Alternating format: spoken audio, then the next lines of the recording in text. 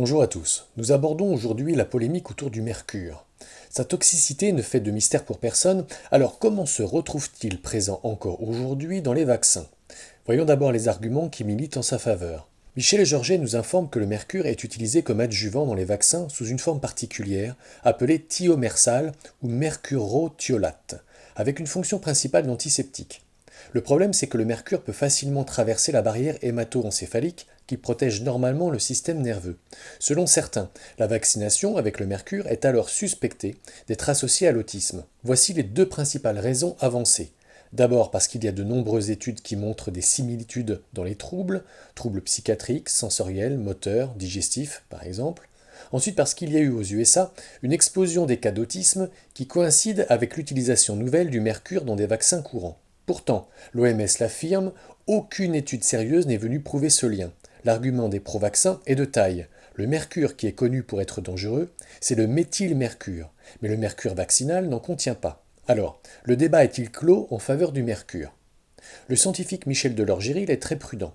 Il indique qu'il est très difficile de prouver la toxicité spécifique du mercure utilisé dans les vaccins.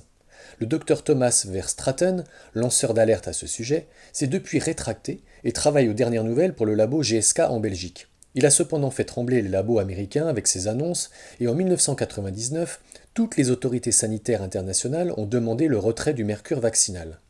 Les autorités françaises écrivent que le risque neurologique n'est pas prouvé, mais que les études épidémiologiques ne permettent pas d'écarter un tel risque.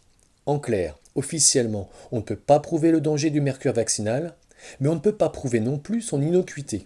Résultat, en France, on a appliqué le principe de précaution, et en 2000, on a stoppé le controversé thiomersal, en réaffirmant, pour rassurer les Français, que la balance bénéfice-risque avait été de toute façon jusque-là en faveur des vaccins. C'est une curieuse affirmation quand on y pense, puisqu'il est dit que le risque neurologique n'est pas écarté, c'est-à-dire qu'on a été incapable de le quantifier. Comment évaluer alors cette fameuse balance bénéfice-risque qui fait figure selon moi plutôt de mantra sanitaire que d'arguments scientifiques, et c'est sans parler du problème éthique de celle-ci, je vous renvoie à la vidéo 36 sur le sujet.